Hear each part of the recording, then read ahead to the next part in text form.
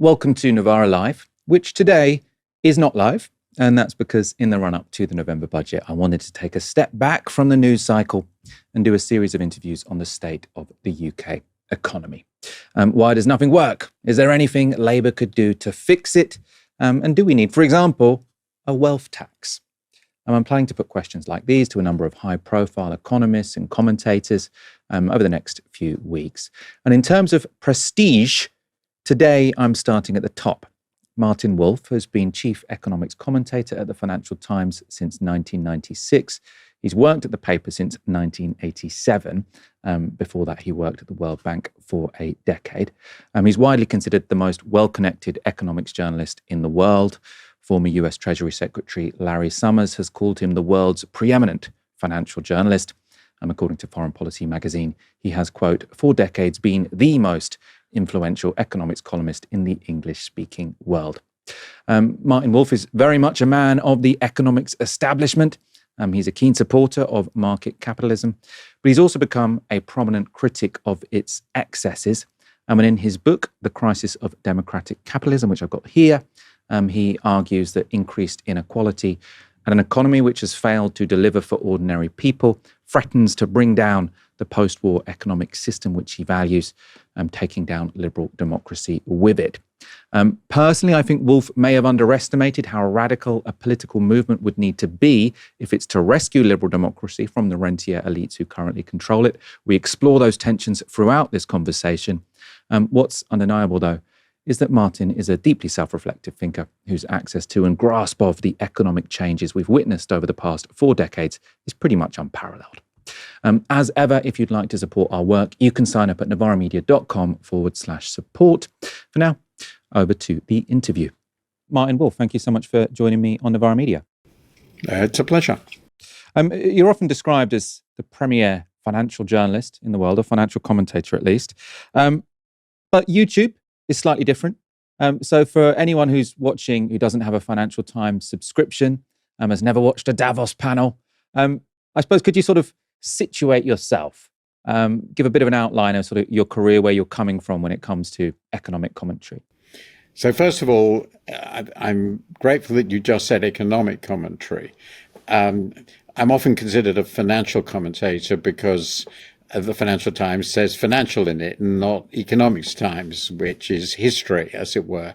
But I consider myself an economist more than an expert on finance. Now, obviously, when I am writing about what I write about, and I've done this particular job now for 30 years as chief economics commentator, it often ends up being about finance because that's an important part of the economy. But really, I started off, and this is important, with the real economy. Because I started my life as a development economist. After I left Oxford, where I did a graduate degree, the MPhil, I went to work for 10 years at the World Bank, which was very, very important to me because I learned about developing countries. I tried to grapple with the problems of development, which are long-term problems. They're about growth and how growth works and how the state interacts with markets. And I had the great privilege of working on very different economies, principally on Africa and India. And both were very challenging intellectually, and I made very good friends, particularly in India. So that was the first 10 years of my life. While I did that, I became more expert. I'd already done a lot of work on this as a graduate, in international trade and international commerce, because at that stage, there was a widely held view among professional economists who were serious about development that international trade would and could play a huge part in economic development.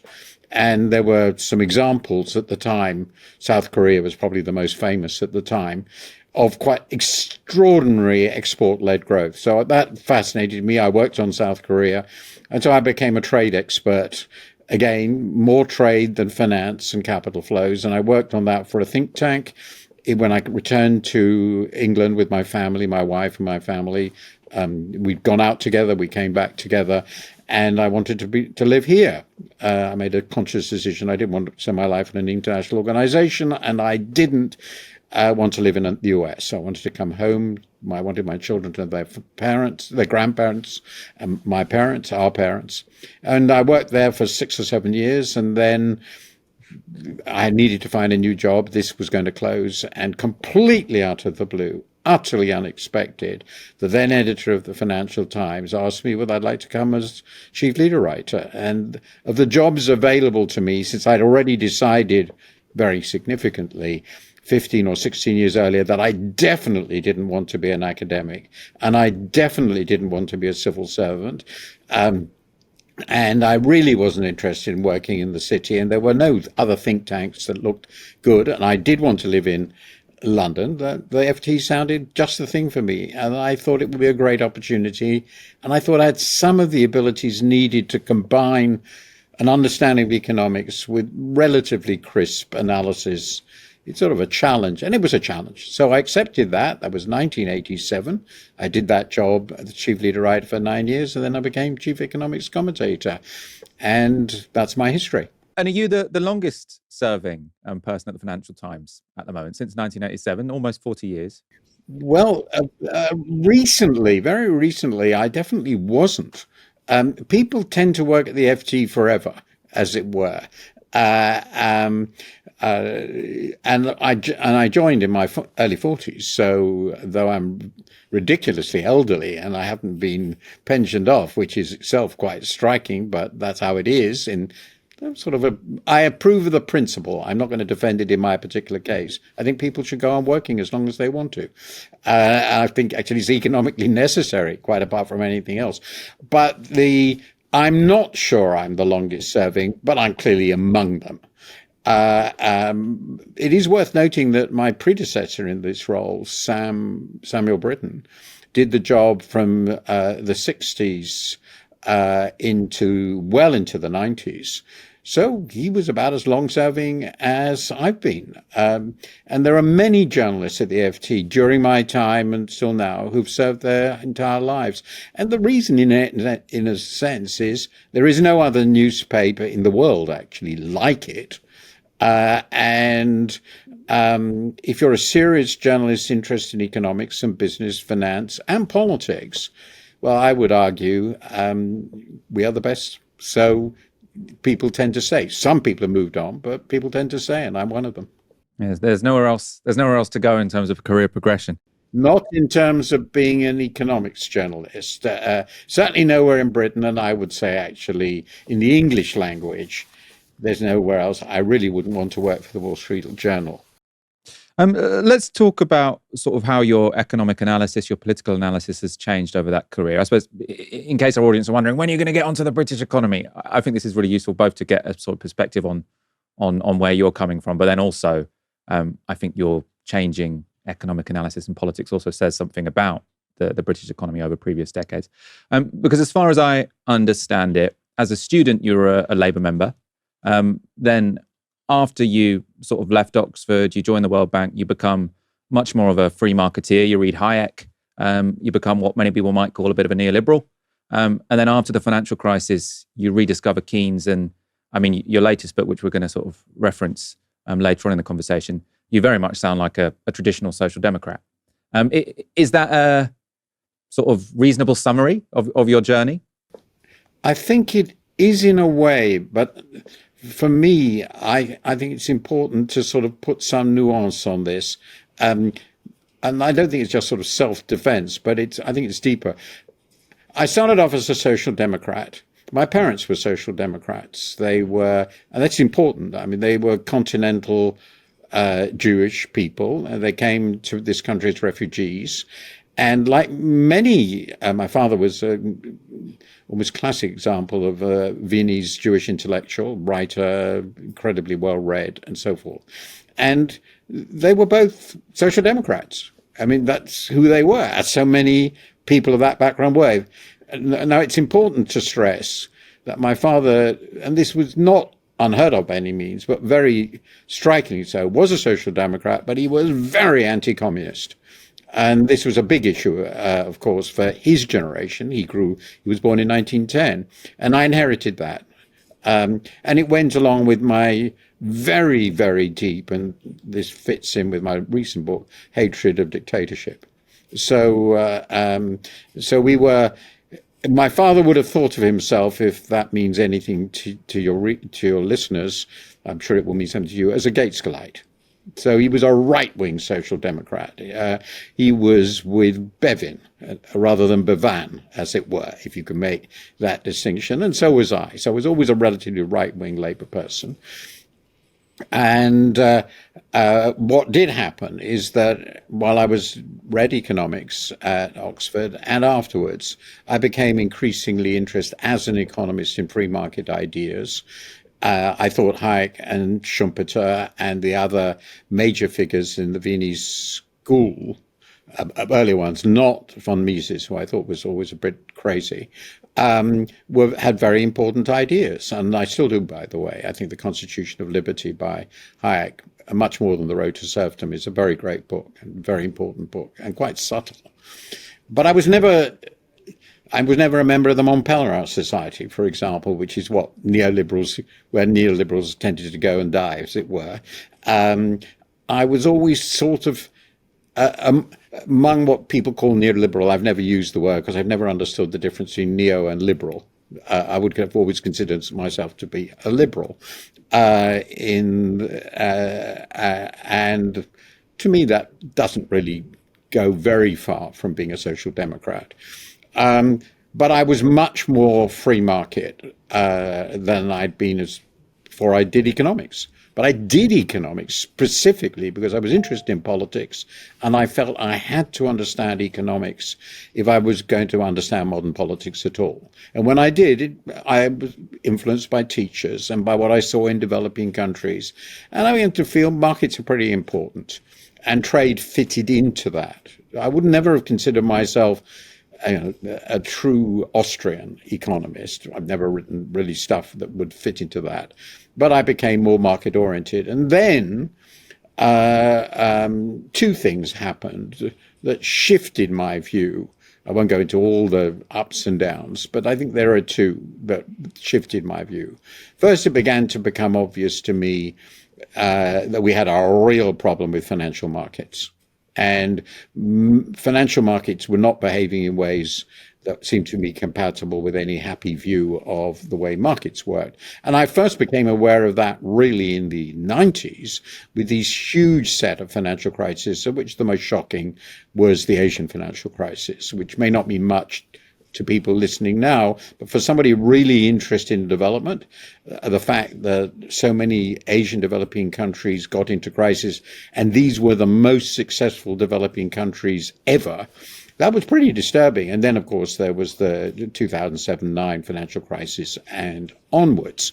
So that was a big thing. And then the second thing is I began to be concerned in the 2000s, really, that the global macroeconomy wasn't working properly. We had some of the issues that Keynes had addressed way back when in designing the IMF, or being part of the design, were obviously becoming very visible in terms of macroeconomic imbalances, their effect on the stability of the financial system, and at the same time, the inequality issue began to become more obvious. And this finally was all brought together in the last 15 years, really started with the financial crisis, very clear in my book on that, The Shifts and the Shocks. Even more, as you say in my latest book, I began to be concerned that what was going on in the economy and in the polity together was creating an enormous threat to democracy itself. And I have to say that half a century ago, I thought that as long as you avoided catastrophic errors like the Great Depression, we weren't going to go back to dictatorship or far-right neo-fascistic sort of viewpoints, because I thought that was dead. But it became very obvious to me 10 years ago, and beginning to become obvious 15 years ago, that I was wrong, that the political dangers were profound. I think most economists were also blind on this. But that brought me back, I think you're right to say, to a broadly defined social democratic position. So I think of myself as never having moved very far to the right, but I had a sort of circle between right-wing social democracy and liberal Democrats and leftish conservative, and I've sort of gone back more or less. Well, but I also have to say I'm not sure I now have a political home quite, but that may reflect more my age and the complexity of the way I see things. Because if I've learned anything else in the 60 years of thinking about these things pretty seriously, is the world is a very complicated place, which is banal. And for that reason, you have to be very cautious about being absolutely sure you know what's going on and what's to do about it. But I know what I'm against. And what I'm against are the extremes where people are utterly self-confident and believe that they know it all and they have a right to tell everybody what to do. And I suppose where you've landed now, you've said sort of in terms of political parties, maybe you don't have a home, but would you still describe yourself as a right-wing social democrat? Because I suppose from your book, the proposals you're putting forward, it's not just wishy-washy centrism. It sounds like you think that something more dramatic needs to happen. FDR is the person you're often putting forward as the kind of figure we need, which doesn't scream right-wing social democrat to me, sort of in this day and age. No. Well, it depends on how you define right-wing social democracy. It's not quite clear what that means right now. The social democracy itself has inevitably had to change. I mean, to me, the people who got these best were the Scandinavians, but I think there are very obvious reasons why we can't be Scandinavia. So it had to be us, our traditions, which were and are different in all sorts of ways. But I agree, I've become, in many respects, more radical. And FDR, I like FDR because he knew things had to change. He knew what he was against, but he had a deliberate and self-consciously experimental approach to policy. And he hired a lot of very, very smart people to implement it.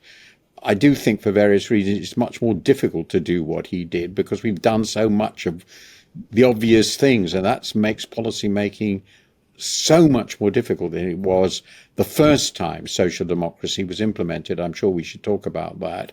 But yes, I think he had the right sort of idea of the changes that had to be brought about in the context of a complete collapse of the system. And I think there was a real danger, I still think this, that if without FDR, America could have gone fascist in the 30s. There were plenty of figures of that kind, and the world would be totally different. And in the absence of somebody like this time, effectively, well, the US sort of has gone fascistic, and that's pretty disturbing. Let's move on to the Labour government, the state of the British economy. And I suppose the way I want to frame this question is you've been at the FT since 1987. So you've been reporting on economic policy in Britain during the Thatcher years, the Major years, the Blair-Brown years, all the chaos we've had since 2010, and now the Labour government. How does this Labour government, Keir Starmer, Rachel Reeves, compare to what you've reported on, what you've commented on, what you've been analysing before? Well, I think, first of all, I think these are perfectly decent people. It's quite important because we've had we've had one or two prime ministers in the not too distant past who I don't think were very decent people.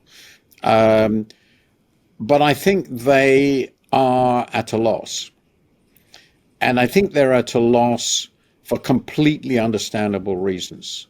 Because, and this is the most important thing, I think the options they have are extremely difficult. Because so many of the things, as it were, that we could have done, we've done and tried, and the underlying economy that they inherited is just so weak. And trying to understand why that's the case has been a big part of what I've tried to do in the last 15 years. And I will be completely honest, I think that nobody really understands what's been going on, because it would be much easier if we could say, well, is there a country like ours which is doing really well? And the answer is no.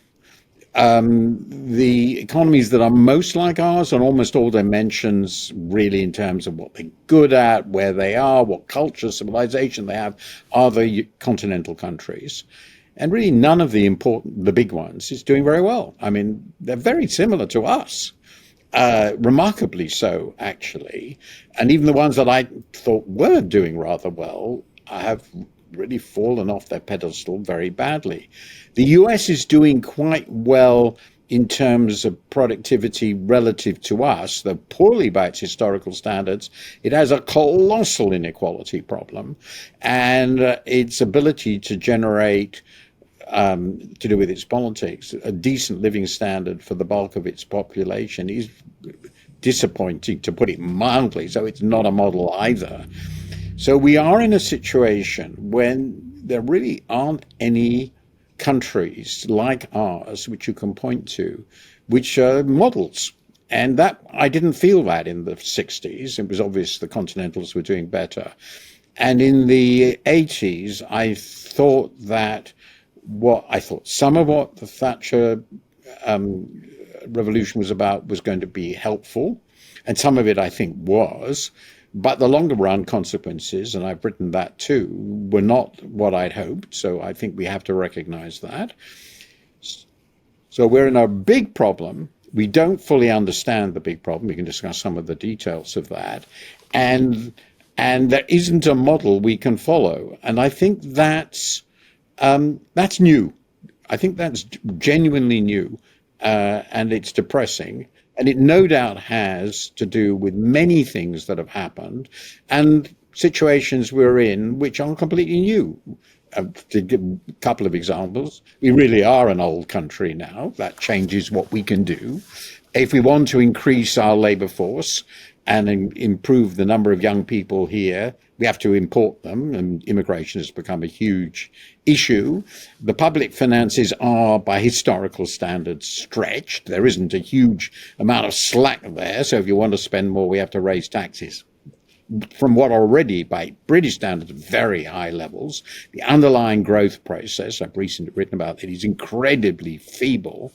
So the position the government finds itself in is a horrible one, and it completely confounded their predecessor, to put it mildly, and it's confounding the French and the Italians and the Spanish and the Germans. So we are and that's the starting point, we are in a pretty depressing mess, and we don't have easy signposts, obvious signposts to where we should be going. And that's, I think, is new, and I don't think anybody really is saying something which is convincing. We said, just do this and everything will be fine. I mean, I suppose on the decency question, there'll be many in our audience who aren't convinced that they are decent people, partly because they lied to the left to get into the leadership. Now, some people might think that's excusable depending on your politics, but I actually do think a big problem Keir Starmer has had, and why he's so historically unpopular, is because he doesn't seem to have a guiding star, and he does seem very willing to be dishonest. Actually, whether or not he's got this good core, I don't know, but sort of the way he has sort of pursued his career, I think, does have dishonorable moments. Well, that's everything is relative. I suppose at my age, perhaps, I expect politicians to be somewhat deceitful. That is pretty normal. There's a matter of degree. But I agree, I can understand that. I did think, and I assume many of your listeners will think this horrific, that we had to get rid of Jeremy Corbyn. So I'm sorry. Now, does that forgive Starmer? Not really. But then it's not an accident I didn't become a politician. So I have to recognize there was a time in my life when I thought about it. Very briefly, but I did think about it in my early 20s. And many of my friends were interested in politics, so none of them really succeeded. But I recognize that if you want to be a politician in a democratic society, you are going to flirt with deceit quite frequently, and I am forgiving of that. If there's a core that is trying to do things that need to be done. And the problem here, and this is where I would agree with you, because I really don't think that the Prime Minister knows what he's trying to do. We'll come back to Corbyn a bit later, not so much as a person, because I think, that moment has passed, but I suppose in terms of what are the kind of politics that might get through the kind of policies you're talking about in your sort of more abstract, big picture works. I suppose just sticking with the Labour Party briefly, one thing I wonder if you agree, I imagine you probably will actually, is if they can be accused of naivety, because there was this message from the Labour Party before they got into power, stability is change. That was sort of this word they kept using. And they seemed to believe that the moment you had a relatively sensible looking government in power, suddenly investment, this was repeated by Andrew Marr infamously on Question Time, the moment they looked like they were sane people, money was just flood into the country, and growth would then magically appear, and that they wouldn't actually have to make many difficult choices, and it would all just be okay because the adults are in the room. And to me, that was somewhat criminally naive. I don't know what you make of that. Yeah, that was, I think, it was certainly naive. It is certainly not what I believed. Now, to be fair, I've been trying to be as honest as I can. I don't think we fully understand why productivity growth collapsed as much as it had. I was surprised. I mean, I was consistently more pessimistic than the OBR. So to me, the OBR is moving towards reality, which is sort of tough in a way on Rachel Reeves, because why do they choose now? Why couldn't they continue to have this fantasy? We were going to go back to where we were before 2007, or where we thought we were before. But it was clear to me we didn't understand why productivity growth had collapsed everywhere, really, and particularly across Europe, the countries most like us. We understood some of it, obvious mistakes, Brexit, clearly. The austerity under George Osborne was a mistimed mistake. I was very clear on that. But would it have made a difference if we hadn't had Brexit, we hadn't had Osborne? Yes, some, but not such as to completely transform it. So the idea that if Rachel Reeves was Chancellor and Keir Starmer was Prime Minister, suddenly animal spirits would explode upwards, and we would suddenly get fantastic recovery and investment, all the rest of it, was extraordinarily naive, and certainly not a view I shared in any way. If you looked at the structural weaknesses of the British economy, I'll go down in detail, it was obviously not going to happen because some of them were and are so extreme by international standards. And as a result, and I criticized them very, very strongly, many of my colleagues did, for these ridiculous commitments not to use the major fiscal instruments to deal with the fiscal problems the previous government was obviously leaving for them. There was no secret about it. It was completely obvious that the assumptions in the budgets, the last couple of budgets before the election, were deceitful, that none of this could happen, that if they were going to keep to the budgetary promises of Jeremy Hunt, they were going to have to slash spending that they wouldn't dream of slashing, or they would have to raise taxes seriously, unless a miracle happened, and you can't bet on a miracle. So they walked into a trap. And then when it was obvious there was a trap, they then decided on what I thought would turn out to be, and I was very clear of that in my commentary on it, a particularly destructive solution, which is to massively increase the tax on employment imposed on employers, and in the proposition that workers wouldn't pay for it. But that's just not how taxes like this work. So they made some very, very big mistakes, which were a product either of naivete or of cowardice or some combination, and they got duly trapped. And the result, confidence in them has been further weakened, and that affects all the business because they know things are going to get worse. Yeah, I suppose, this could also be where the deception comes in, right? Because they seem very relaxed about just making promises here, there, and everywhere, not really worrying if they're going to have to break them at some point. I think they meant that promise, which is worse. If I'd been them, well, I've suggested this.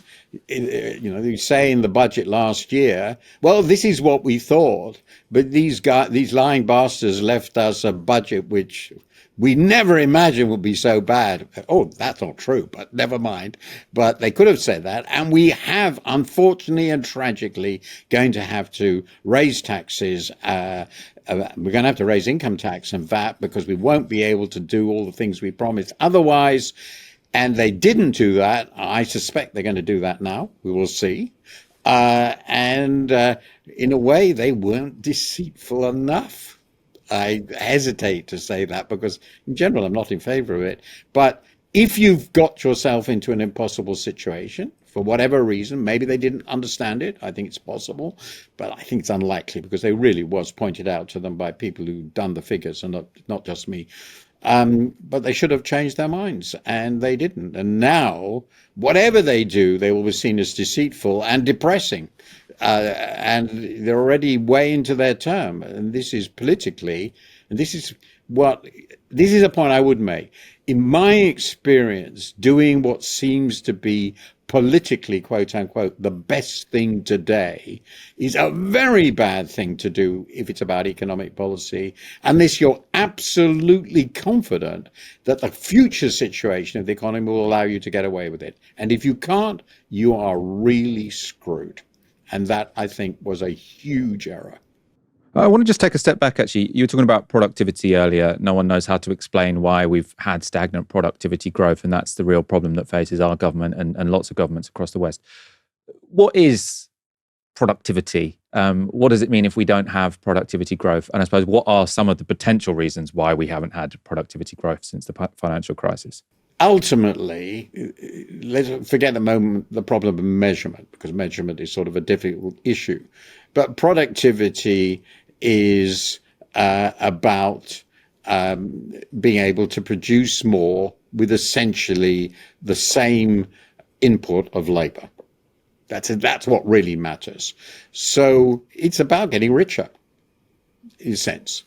And if you look back over the last 2 centuries, roughly, have been a unique period in, so far as we know, and I think we know reasonably well, in world history, in which the economies like ours and lots of other economies increasingly have been able to generate consistent, not every year, but consistent increases in productivity on a gigantic scale. And a lot of that has gone along with and been the product of constant innovation and interventions. So if you look at our economy now, it's not very difficult to see that there are a huge number of goods and services we take for granted that didn't exist 100 years ago. And they didn't exist at all 200 years ago because none of it had been even dreamt of.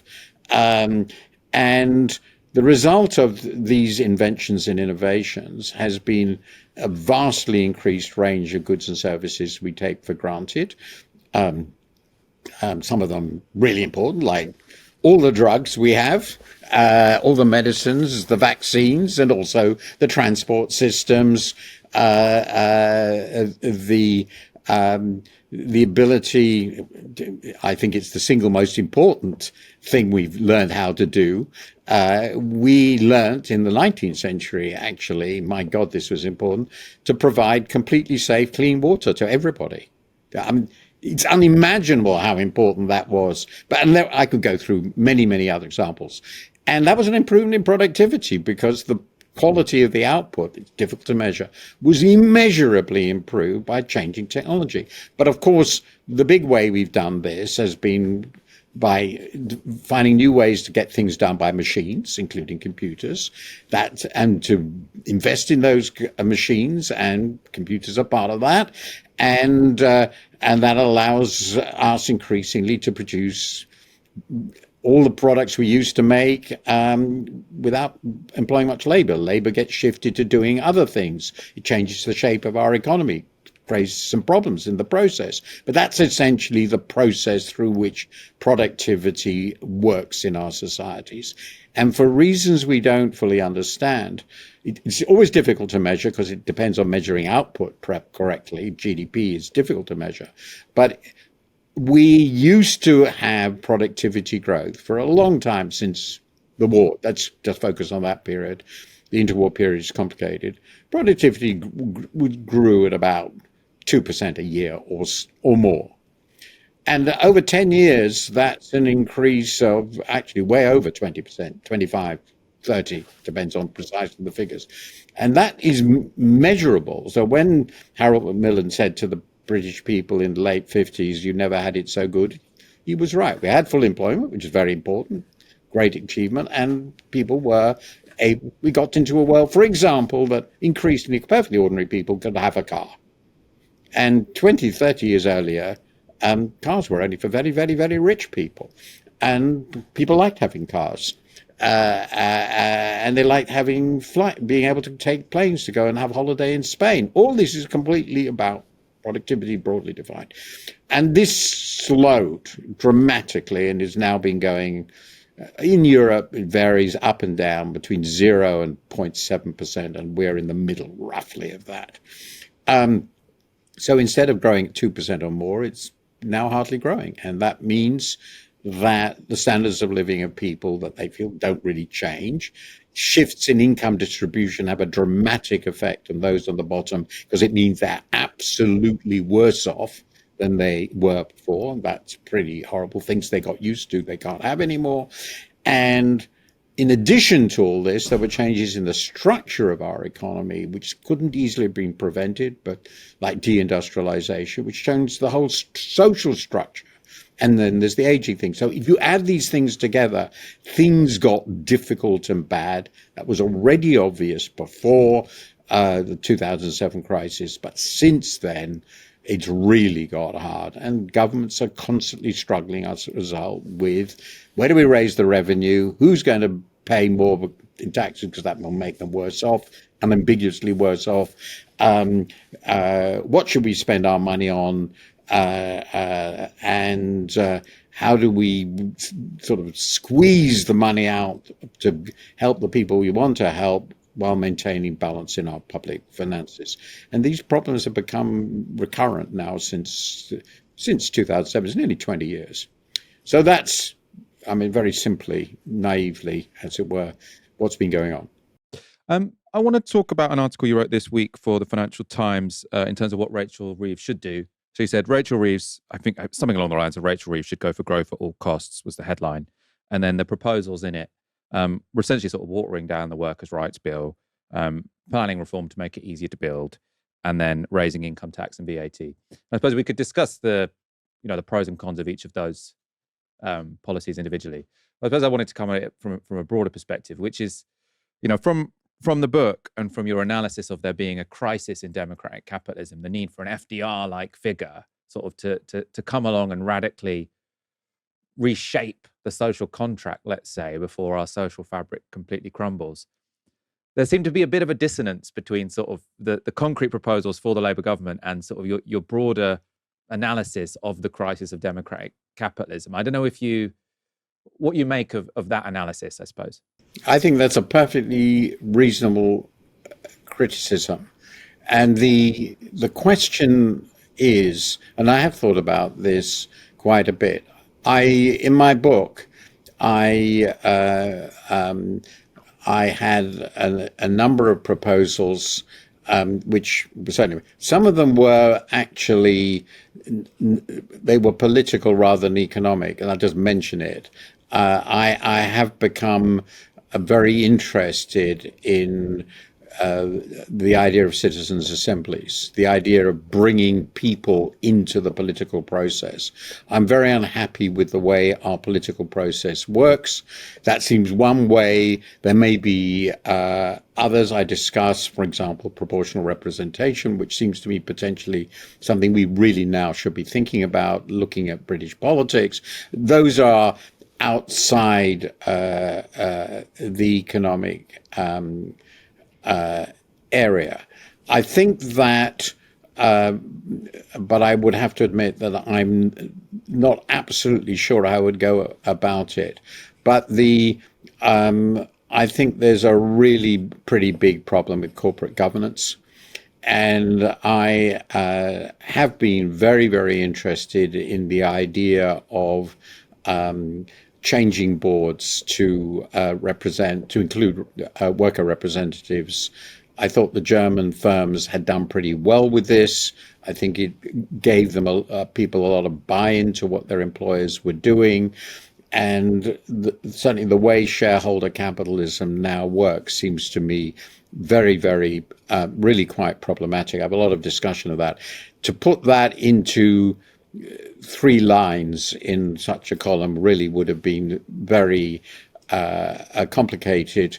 But I think that is an area that radicals should be thinking about. I do agree with that. I also think that there are interesting questions about how industrial policy should work and whether we can do better with it than we have.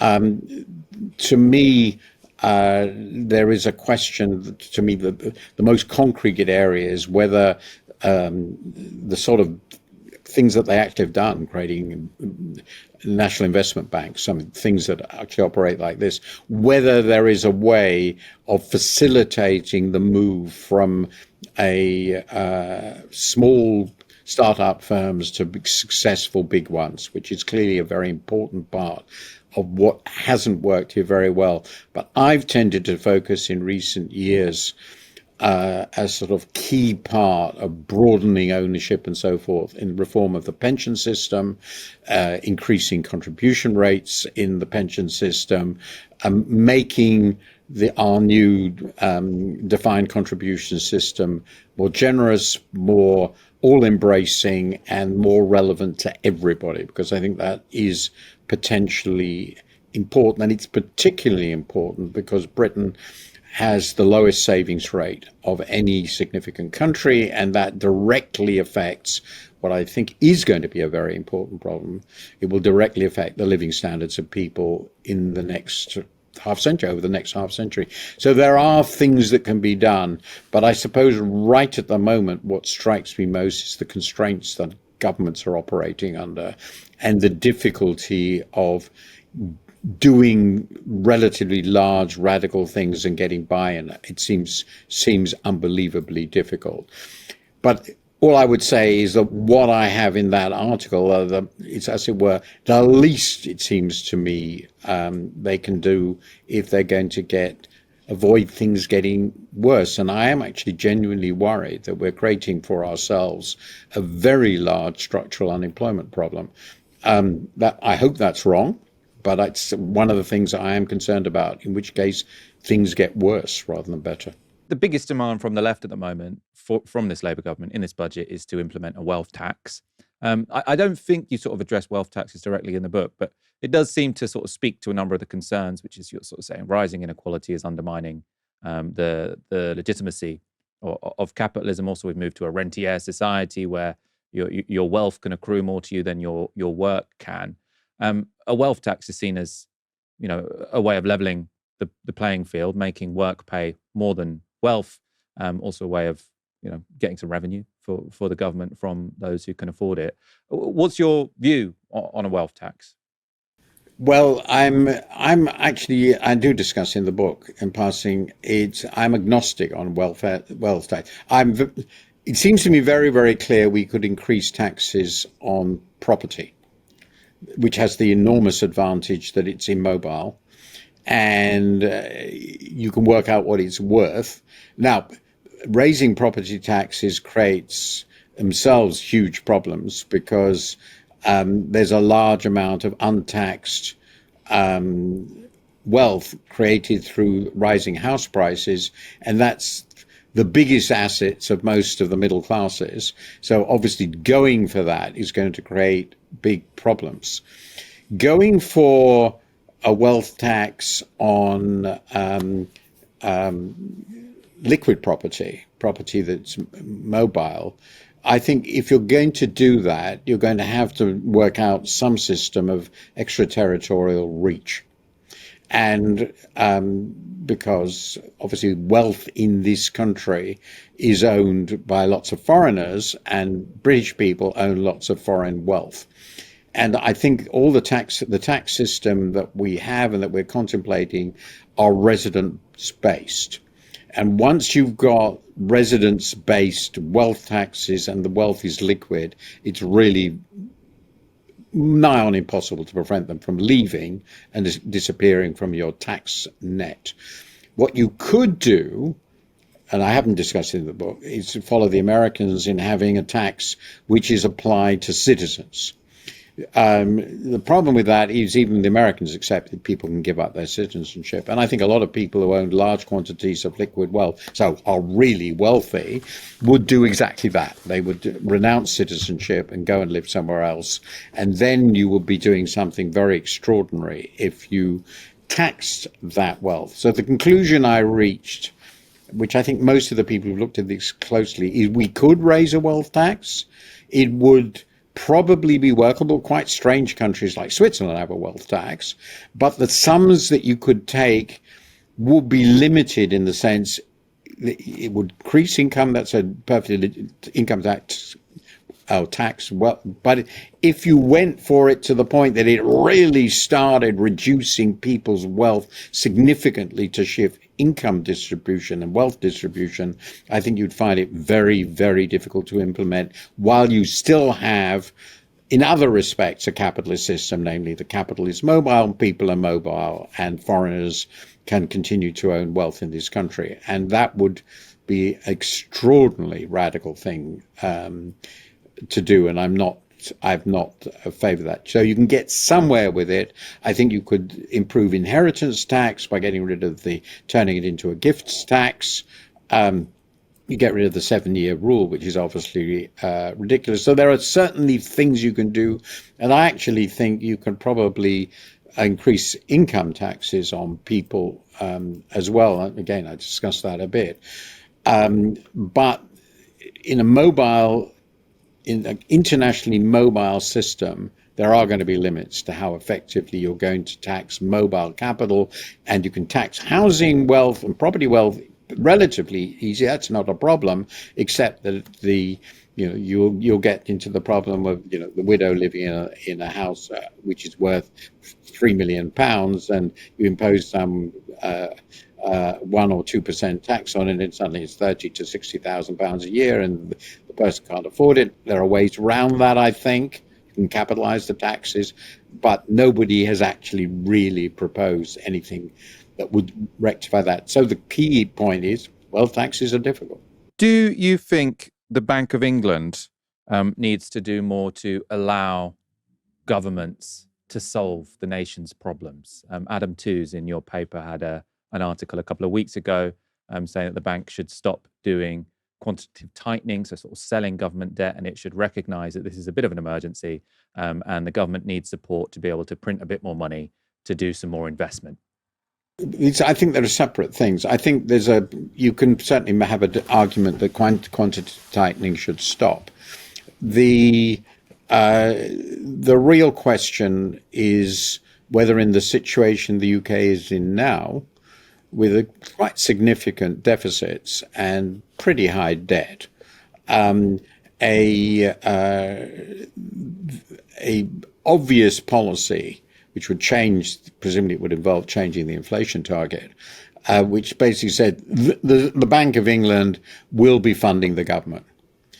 I think that would almost certainly, because we're in a very different situation from 5 or 6 years ago, lead to a degree of flight from sterling. And we are a country, America is the only other country like us, but America is America. We are, among European countries, we are the most dependent on foreign savings. We have a very large structural current account deficit. So foreigners have to buy UK assets. And of course, among the UK assets, they buy UK bonds, government bonds, and UK debt. And if they thought that the government had actually decided on a policy of monetization of the debt when the deficits are significant and the debt debt is high, as an alternative to raising taxes or cutting spending, it would be, I think it simply would be very, very risky for sterling. And if you get flight from your currency, and you don't have, unlike America and unlike Britain way back when, but we used to have surpluses then in the external accounts. But if you, it's not clear who's going to buy this stuff and who's going to hold it. Nobody needs to hold sterling in the world. And I think we will be in real danger of becoming, moving into an emerging market status as a country.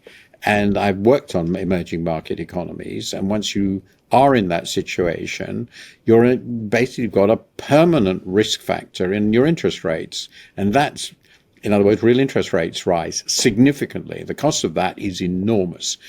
So I strongly argued for large fiscal deficits after the financial crisis and for the QE program. Many criticized me for that, but I thought they were necessary at the time. But the circumstances now, in my view, are different. And if I were running the Bank of England, I wouldn't go there. And certainly the risks, in my view, are very real. And I don't want to go back to where we were in the 70s, when there really was a question about people's confidence in sterling. The person who's made the biggest splash in terms of economic commentary in the last year or so has been Gary Stevenson, someone who comes from sort of our wing of the political spectrum. I wondered what you thought of his analysis of the economy. Obviously, he's calling especially for a wealth tax. He thinks that wealth inequality is one of the reasons that working people have been impoverished. I don't know if you've sort of engaged with the work or what you make of the ideas.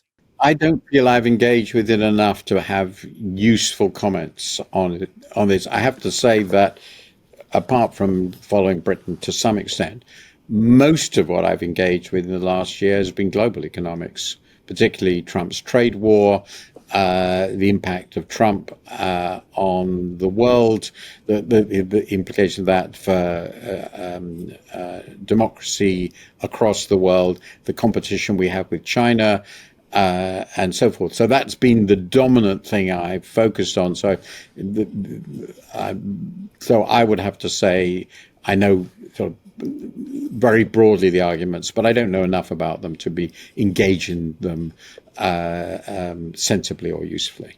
No, that's fair enough. That's fair enough. I suppose where I was maybe going to go with this is back to this sort of FDR question, and how sort of in the book your analysis is very much, democratic capitalism, or what you think of as the marriage between liberal democracy and market capitalism, is under threat and needs some kind of radical change. And I wonder if you've got that theory of change, which is, for me, you probably do need some kind of economic populist to come along, not a communist. I'd say sort of like a pro-business economic populist. So someone who's not sort of anti-innovation, but who is really tough on rentiers, really willing to take on the ultra-wealthy who don't seem to be contributing much to the economy, but extract loads of rents. And to me, that requires a kind of, you obviously didn't like Jeremy Corbyn. There are a number of, he's not a perfect politician, but someone like John McDonnell did seem like he was coming with a political vision that was at least trying to create a fundamental shift in our political economy. So I wonder, in a way, what your theory of change is. If you feel that democratic capitalism needs to be saved, who's going to save it? I think that's a very fair question. And the difficulty I feel, and that was important in the book, a lot of this was perhaps partly because the subject was triggered by America, was in a way addressed at the possibilities for American politicians. So the simple truth is that if you're running America and you decide to take on the rentiers, they're your rentiers. Most of the rentiers are, in the really big rentiers in the world, are American rentiers, running American firms which have huge rents. There really aren't firms with comparable status here. And there are land rents, yes, of course, but the number of colossal business fortunes created by people with new businesses, which involve huge monopoly profits in the UK, incredibly small. So, alas. So in America, you could do this. It would be risky, but you could imagine somebody being elected to do that.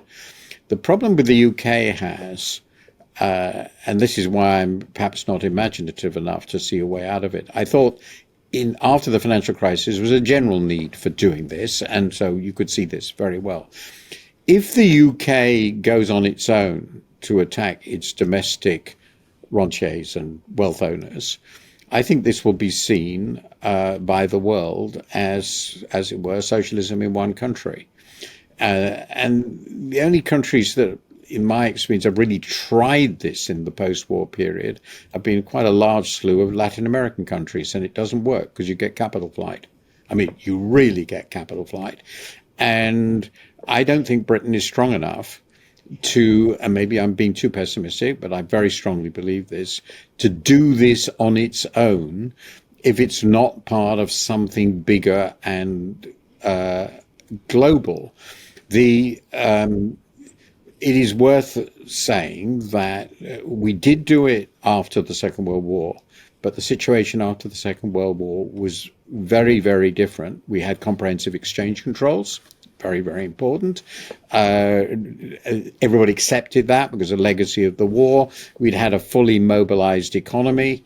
And as it turned out, though it wasn't completely obvious, the opportunities for growth were extraordinary. So you could implement very, very large changes, which were then accepted. Of the changes they implemented, it seems to me in retrospect, it's pretty clear that the really important ones were the welfare state ones, not nationalization, which didn't, I think, really work. As it were, the shifting of ownership didn't really work. And problems in the labor market were never really resolved. But they did do something really big with the welfare state. But to do that, they had to make a really big commitment to permanently higher taxes than before. And given where we are now, I just don't see the political backing for permanently much higher taxes than ever before. So you would be doing something different. It would be, I think, very risky for a small open economy to do this. And if we wanted to do it, we would have to close the borders in some important ways, above all to capital movement. And that would be a pretty big decision for Britain to make. I personally wouldn't support it, but that's the argument we would have to make. If you wanted to do this, you'd have to say, we are going for a sort of fortress economy. And that was a decision, by the way, a big debate in the 70s. Towards the end of the 70s, there were lots of people, particularly in Cambridge, arguing for a fortress economy, siege economy, as it were. And that would be part of what you were proposing. I don't think Britain would do very well as a siege economy, but that would be the issue.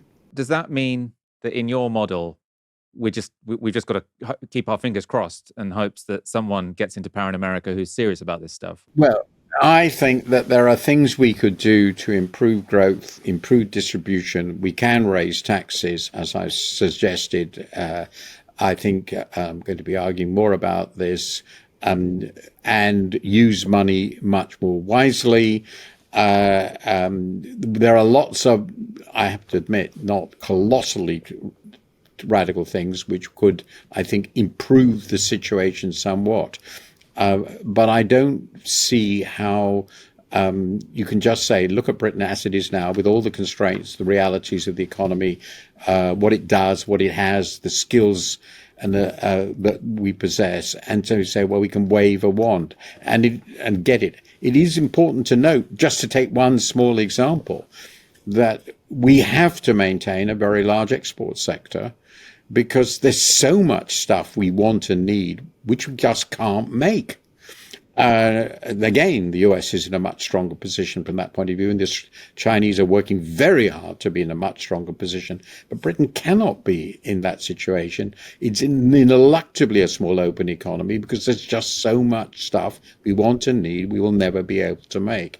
And that means trade, it means openness, it means foreign investment, it means foreign knowledge and foreign skills. And that is a constraint. The small open economies, Denmark is a pretty classic market economy along with a generous welfare state. Now, that I think I can buy if you can get the people to accept the taxes.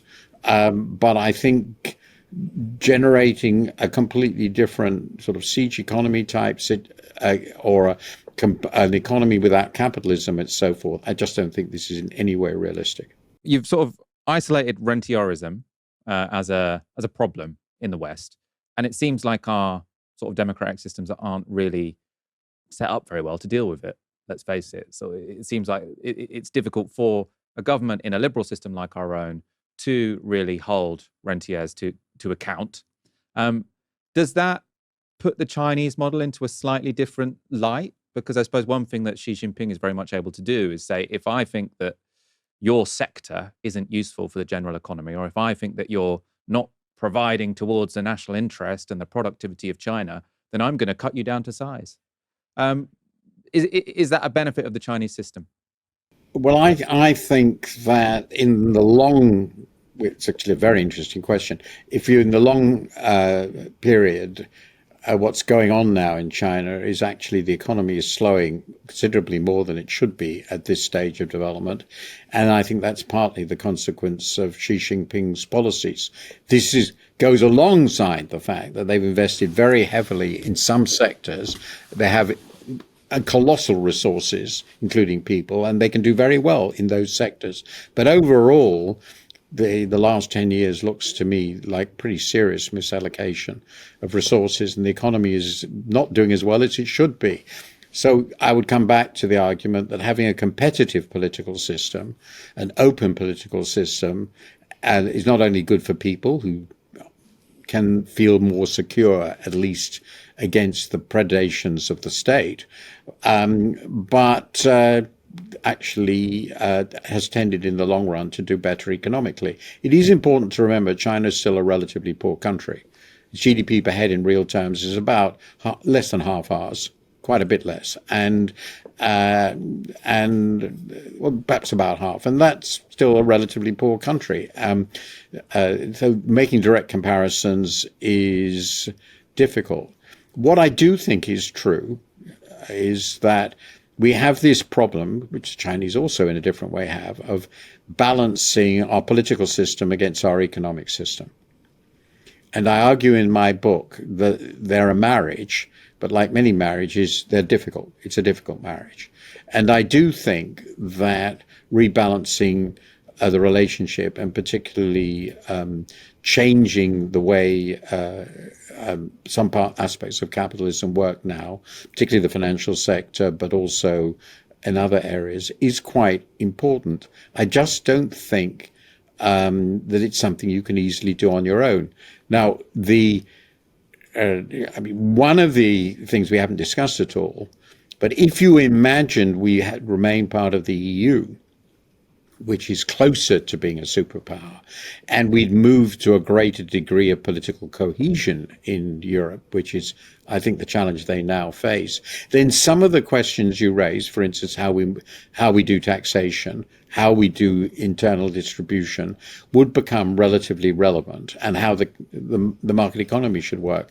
I just don't think that but my side of what's happened in other countries is that we would have to be very, very careful about how we interfere with our role in the world economy in the process of doing any things we want. And I think there are pretty significant limits on moving towards essentially socialism in one country.